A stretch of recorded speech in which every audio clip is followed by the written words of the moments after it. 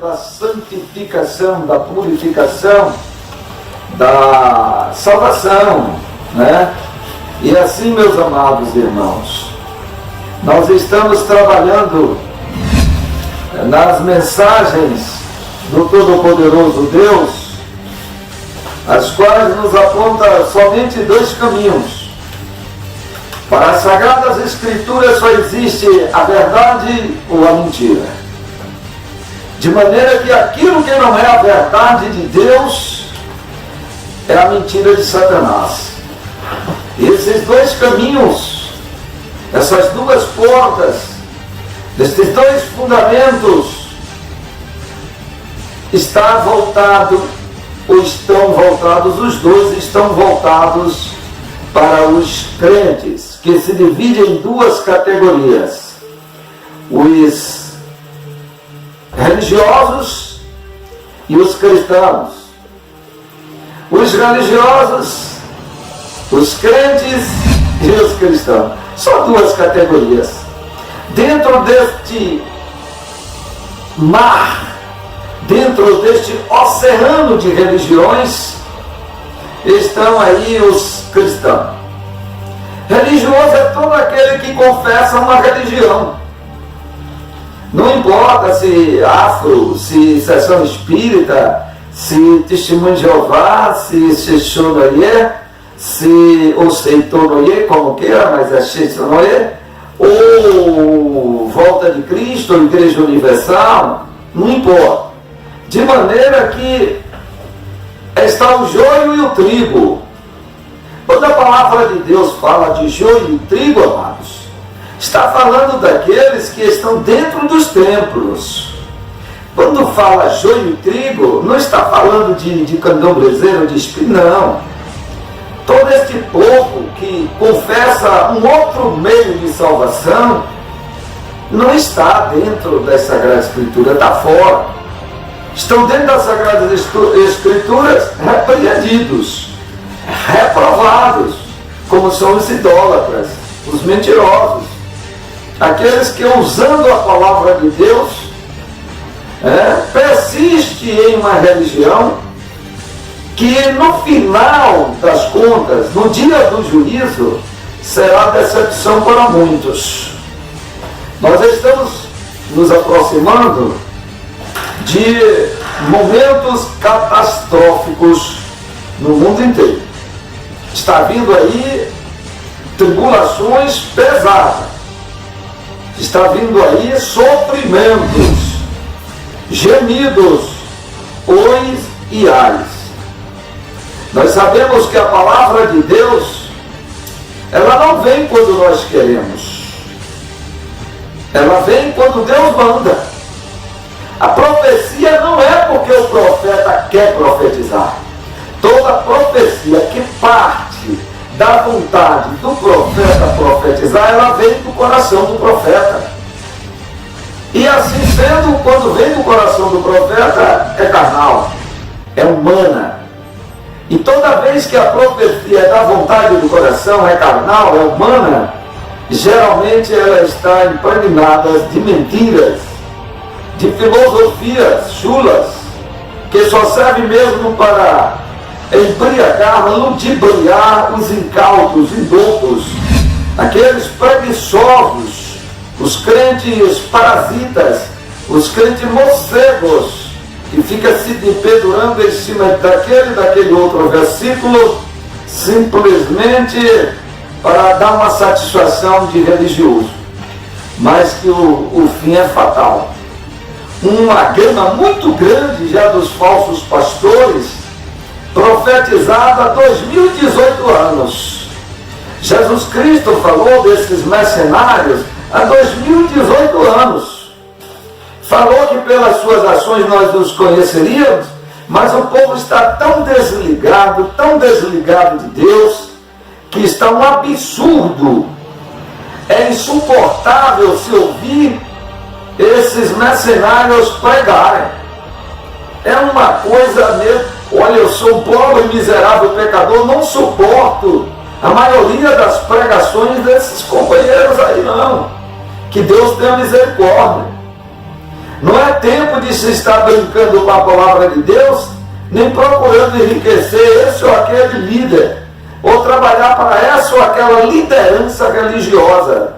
Até porque os momentos de sofrimento estão chegando para todo mundo, para gregos e troianos, para crentes e ateus e cristãos. Que Deus tenha misericórdia. É por isso que o Senhor Jesus Cristo, há 2018 anos, está falando dessas duas vertentes. O homem que edifica a sua casa sobre a rocha e aquele homem que edifica a sua casa sobre a areia. Aquele que edifica a casa sobre a rocha, ele está falando de prudência, que nós temos que tirar de proveito disso aqui, é saber que nós devemos construir a nossa vida cristã a partir dos ensinamentos, a partir do evangelho puro, o evangelho da verdade, da libertação, da graça, da luz, da misericórdia, do perdão e da transformação. Se viver o evangelho, o qual não nos impulsiona, o qual não nos condiciona a uma transformação, instante nós ouvimos um hino que diz: o crente santo, ou que seja, o crente salvo. O crente salvo não é aquele que diz eu estou salvo, mas aquele que através da sua abnegação, da sua devoção, do seu respeito, da sua fidelidade, da sua lealdade ao projeto salvático de nossa majestade o Rei Jesus, assim está procurando viver. E o crente salvo faz a diferença. O crente salvo não sai por aí pregando contra o que Jesus Cristo pregou, não. Falando contra o que está escrito, não. O crente salvo não vai ensinar ninguém a mentir, ao engano. Porém, todo aquele que está contrário à palavra de Deus, está batendo de testa contra a doutrina do Senhor Jesus Cristo, ele falou: está me negando. Aquele que me negar, eu negarei diante do meu Pai, diante de meus anjos. E aquele que me confessar, eu confessarei diante do meu Pai, diante dos meus anjos. Meu Senhor Deus, então aquele que ouve a santa palavra de Deus, aquele que examina as sagradas escrituras, procurando se fortalecer para obedecer, esse é prudente. Esse está edificando a sua alma, o seu espírito está se alimentando, na verdade, ele está plantado sobre a rocha.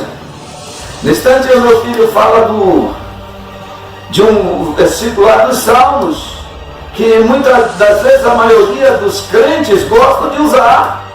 Os que confiam no Senhor como um monte de Sião, não se abalam jamais, mas permanecem para sempre. Está lá em Salmos. Mas Jesus Cristo, muitos anos depois, milhares de anos depois, ele fala desse mesmo Salmo, agora de uma maneira mais robusta, de uma maneira mais completa, de uma maneira mais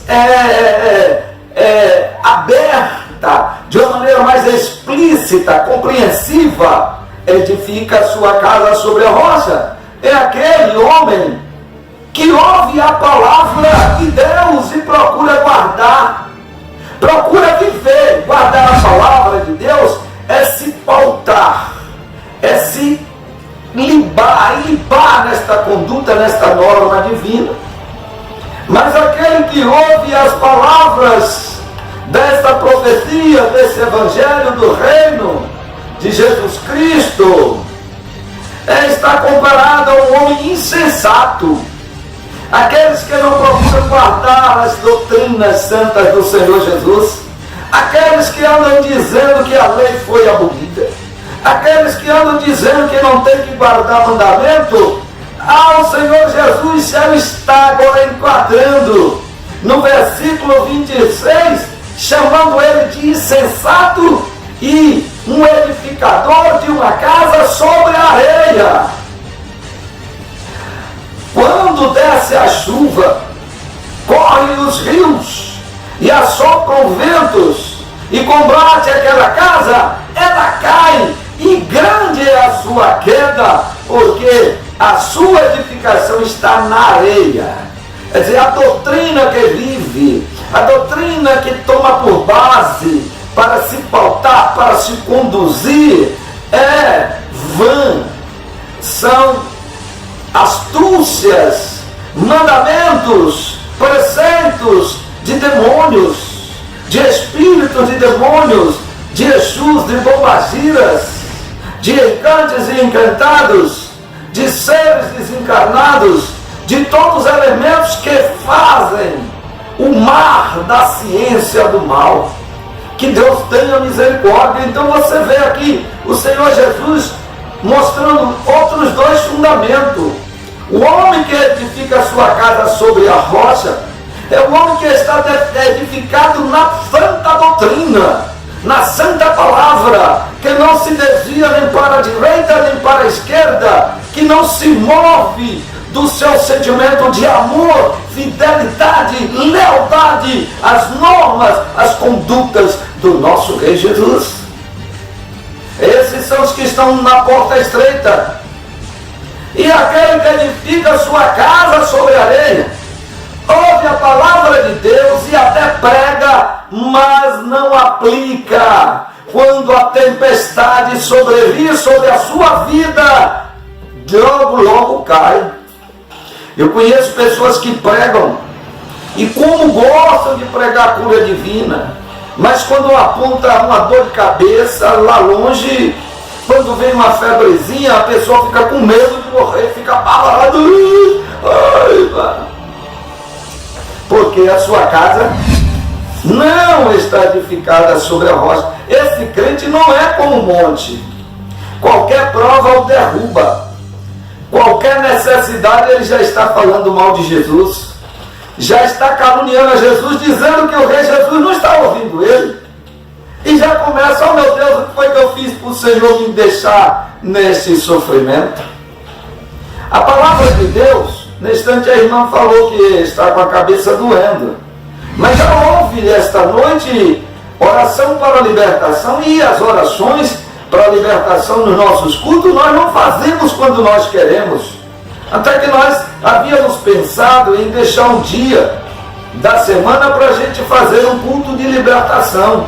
Mas é bem melhor a gente fazer assim, quando a palavra vem, quando o sentimento vem, porque alguém em algum lugar já está de joelho recebendo. Então, quando alguém está vigiando, é como aquele paralítico que estava ali no tanque de Betesda. Ele estava ali aguardando o momento que o anjo descesse e agitasse as águas, para que ele entrasse no tanque, porque havia um certo tempo que o anjo descia e agitava as águas do tanque, e o primeiro enfermo que descesse estava curado, não importava qual enfermidade. Então, irmãos, as orações de libertação estão vindo, e às vezes a irmã falou, eu estava dormindo. Então a hora da oração vem numa hora inspirada. É só os irmãos dobrarem o joelho quando sentir que há unção, quando sentir que há verdade, então sinta que ali está havendo poder para operar milagres. Porque sem fé é impossível, e sem a unção para nós é impossível, porque nós não vamos usar de artifícios mentirosos para conduzir os irmãos a um patamar de embriaguez de fé para que se opere. Não. É quando Deus nos dá a palavra, assim seja. Então estejam vigilantes. Quantos irmãos estão enfermos precisando de cura e não estão sendo curados? É porque Deus não quer curar? É porque Deus não está vendo? É porque Deus não está ouvindo? Alguma coisa está acontecendo. Nós estamos igual às virgens imprudentes. Não estamos vigiando. Então vamos vigiar, vamos orar, que a bênção está aí para todos quanto creem. O Senhor Jesus Cristo está mandando que venhamos entrar pela porta estreita. O que é que ele diz? Ele não diz, eu eu sugiro que você entre pela porta estreita. Ele não diz eu aconselho. Ele não diz eu acho que você deve ir pela porta estreita. Não, ele é preciso, conciso, aleluia, radicalmente preciso, conciso. Ele diz entrai pela porta estreita. E você pode ver que esse entrai não está no plural. Sabe por que não está no plural? Porque é individual.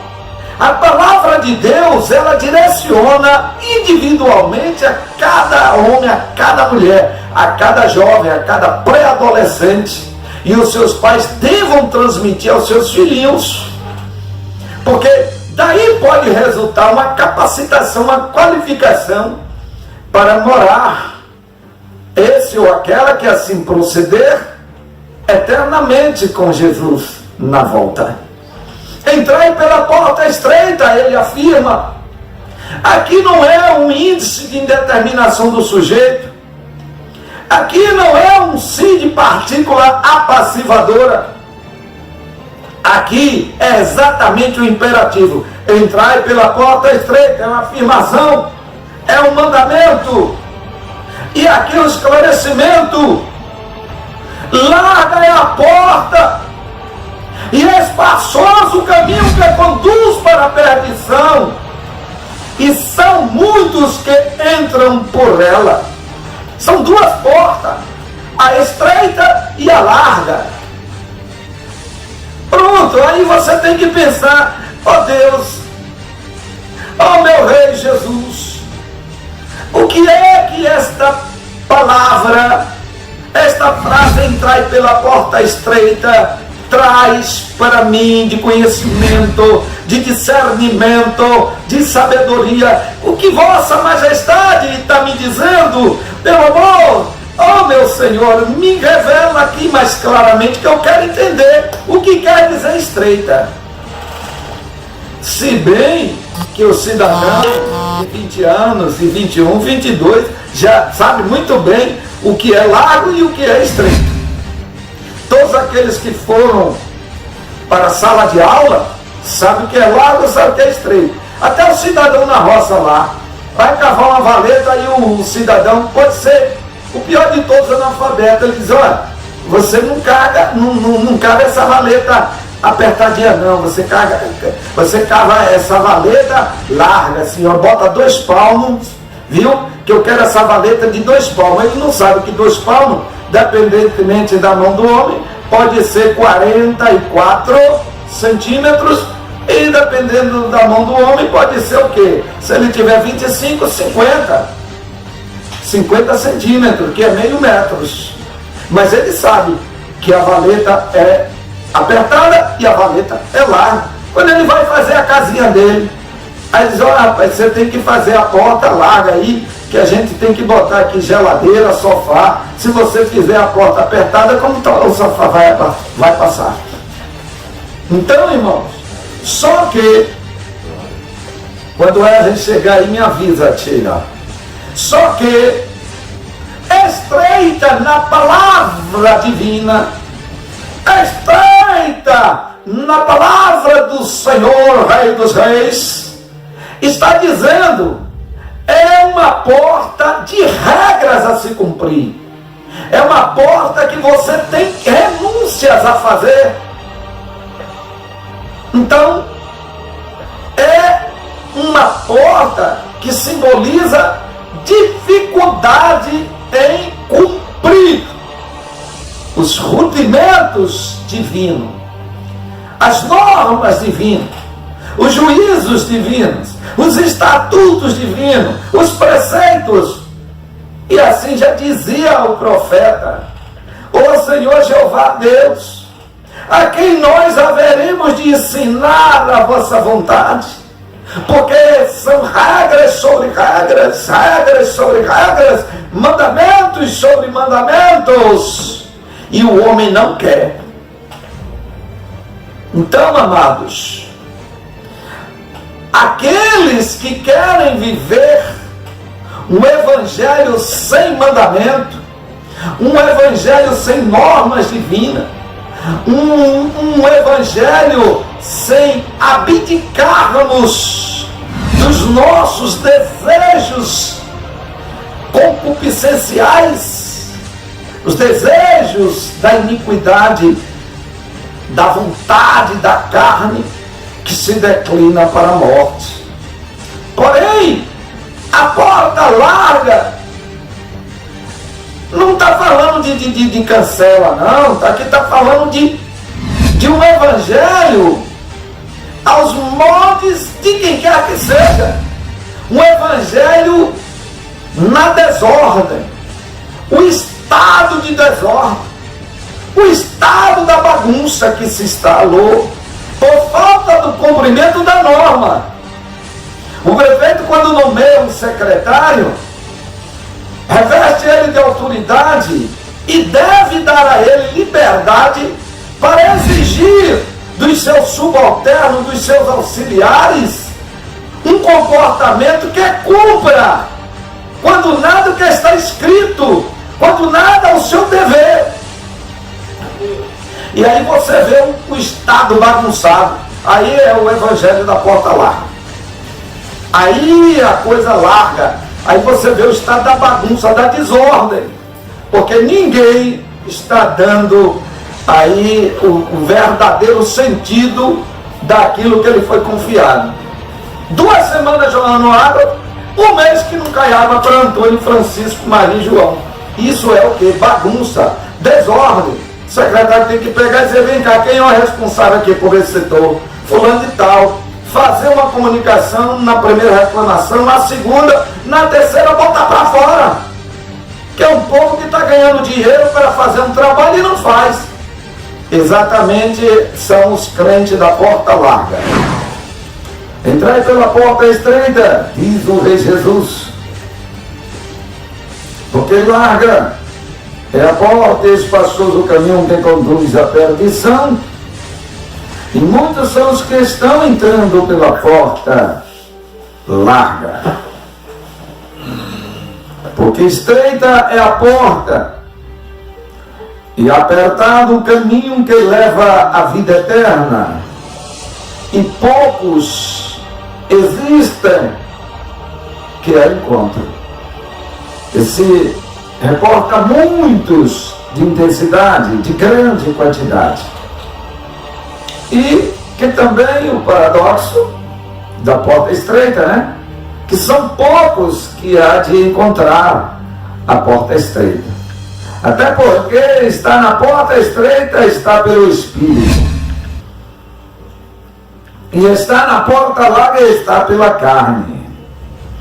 E a porta estreita e apertado o caminho que leva à vida. E esta vida que se refere a ele é a salvação.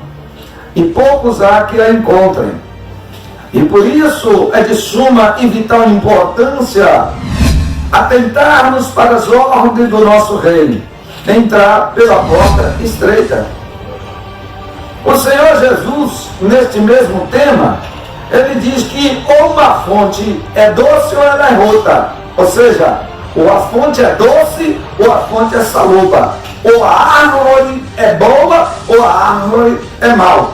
Assim como a árvore boa não pode produzir maus frutos, esta árvore boa que se refere à parábola, que refere essa propositura, é Jesus. O Senhor Jesus não pode produzir o mal. Nem o mal pode produzir Jesus Cristo. O mal, as trevas não podem produzir luz, vida. Somente Jesus pode produzir luz, porque Ele é a luz.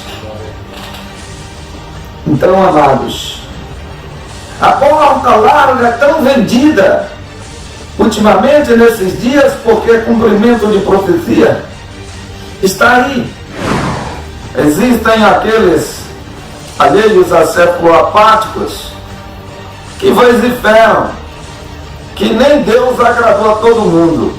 Deixa eu lhe dizer, eu tenho ouvido isso da boca de muita gente que se diz abençoado, de muita gente que diz que ama a Deus, mas fica comendo mosca, Porque essa expressão que nem Deus agradou a todo mundo, isso é uma expressão nascida do próprio Lucifer, do próprio diabo. O diabo solta esta expressão, este provérbio, e muitos que se dizem pastores, muitos que se dizem doutrinadores, bacharelandos em teologia, se apoia nessa expressão, nesse provérbio, nesse adágio, dizendo que nem Deus agradou a todo mundo, e não sabe, Sheila, fazer a diferença. A questão é, nem todo mundo agradece o que Deus faz. Aí está certo. Nem todo mundo é grato a Deus pelas bênçãos. Agora, você quer ver alguma coisa? Como é diferente? Como é que Deus não agrada uma pessoa que Deus está liberando oxigênio para ele respirar? O cidadão, eu e você, a hora que Deus quiser fechar o oxigênio para nós, Ele fecha. É Ele quem dá a vida para nós. Oxigênio é vida. Independentemente de carne, feijão, arroz, farinha, frutas. Mas se Deus fechar por um minuto o oxigênio em suas narizes, em minhas narizes, a gente ainda pode até ter um socorrozinho para ir para o balão de ar. Mas se Deus fechar, tem gente aí que se passar de um minuto já bateu as botas. O mais resistentezinho vai até 2 minutos sem ar, né? Aí se Deus disser assim, não, você diz que eu não lhe agradei, não é isso? Você está dizendo que nem eu agradei a todo mundo. Eu vou lhe mostrar aqui que eu agrado. Quem é que está com ele que eu não agrado a todo mundo? Aí 1 milhão suspende amor. Diz, pronto, corta ali o oxigênio para aquele 1 milhão de pessoas. E eu vou provar que agrado. Que eu vou provar que só estão vivos porque eu sou misericórdia. Deus pode fazer isso. Glória a Deus. Já fez. Não é o Senhor Jesus que nos separa uns dos outros, não. Não é o Senhor Jesus que vem botando o nome, você é joio, você é... Não, somos nós, através de nossas escolhas, através dos caminhos que nós decidimos seguir. Somos nós que nos excluímos do projeto salvático do Rei. Somos nós que saímos de perto do Senhor Jesus. Ele, quando avista Jerusalém, ele chora. Se emociona e chora. Apesar de ter muitos crentes aí, né? Que diz que quem quer seguir o Evangelho com emoção está perdido, porque o Evangelho não é emoção. E aí, uma certa pessoa me perguntou assim, até aleatoriamente, por que Jesus chorou quando Lázaro? Jesus chorou também ao avistar Jerusalém. E o Senhor Jesus lança então uma profecia de maldição para Jerusalém. Jesus chora ao avistar Jerusalém porque sabia, aleluias, de quantos servos e servas deles haveriam de perder as suas vidas ali. De quantos e quantos profetas Jerusalém foi carrasco, seria carrasco.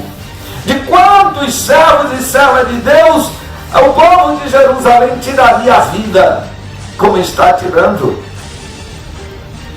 E o Senhor Jesus disse, Jerusalém, Jerusalém, quantas vezes eu te quis ajuntar debaixo das minhas asas a vós, assim como a galinha junta debaixo de suas asas seus pintalhões.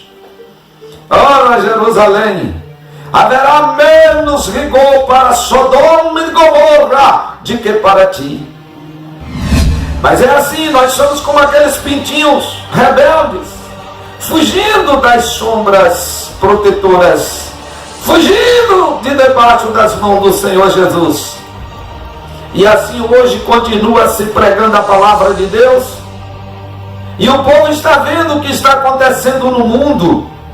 O povo está vendo o mundo se arvorando para a aplicabilidade do chip, que é a marca da besta fera, que é a marca do anticristo. Mas o povo não está nem aí, como diz a irmã Sueli, não está dando a mínima. Mas exatamente por não dar a mínima, é que este povo está rejeitando a palavra de Deus, para que se cumpra o que ele tem dito há 2018 anos, que quem é de Deus ouve a palavra de Deus. E o Senhor Jesus continua a dizer para nós que queremos, em diversas vertentes. Ele fala aqui em Mateus 7, o capítulo 13, entrai pela porta estreita. Ele fala de duas portas e explica o que quer dizer a porta estreita e explica o que quer dizer a porta larga. Mas como Sueli acabou de dizer, quem está dando ligança para isso?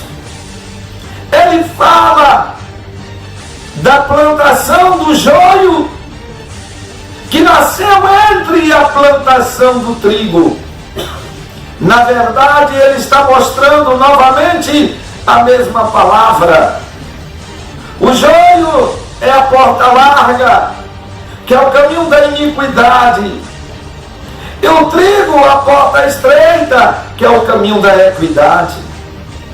Aí depois ele fala em João 15, eu sou a videira verdadeira e meu pai o lavrador. Eu vou citar esses tópicos que é pregação, porque já não dá tempo mais a gente pregar só para explicar porta estreita e porta larga. Mas eu vou dizer para você aqui rapidamente que é a mesma pregação. Porta estreita e porta larga é a mesma pregação do trigo e do joio. Porta estreita e porta larga é a mesma pregação de João 15, quando ele diz, eu sou a videira verdadeira, meu pai o lavrador e vocês são as varas. Eita, a vara que não produz fruto é a vara, é a porta larga, que o Senhor está dizendo que será tirada, será arrancada e lançada no fogo. É a porta larga. A vara que dá fruto é a porta estreita. Como está no Salmo 1, que muitos doutrinadores, muitos pastores não podem pregar o Salmo 1, porque eles são contra a lei. Eles pregam de maneira a que os irmãos não queiram nada com a lei, porque já começa de praxe dizendo, quem quer guardar a lei está na maldição. E o Salmo 1, bem-aventurado o varão que não ouve o conselho dos ímpios, não se detém no caminho dos pecadores, e nem se assenta à mesa dos escarnecedores. Antes, porém, tem o seu prazer na lei do Senhor. E na lei do Senhor medita dia e noite. Como alguém que prega contra a lei pode pregar o Salmo 1? Porque o Salmo 1 está mostrando com evidências, com fatos concretos, as bênçãos que advêm aos que estão meditando na lei do Senhor. E na lei do Senhor vivem por ela. Que Deus tenha misericórdia. Então, irmã Sueli, a obra de Deus, para ser feita, não pode ser feita sem a fé.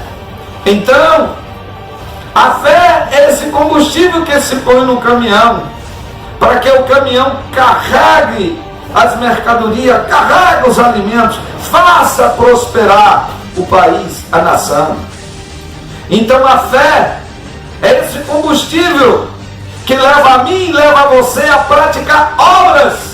E para obedecermos a Deus, é necessário, imprescindível que tenhamos fé. Então, esta mensagem da porta estreita, a porta larga, você vai encontrar também quando Jesus fala que os anjos virão separar bodes de ovelhas. Bodes simboliza a porta larga, Ovelhas, porta estreita.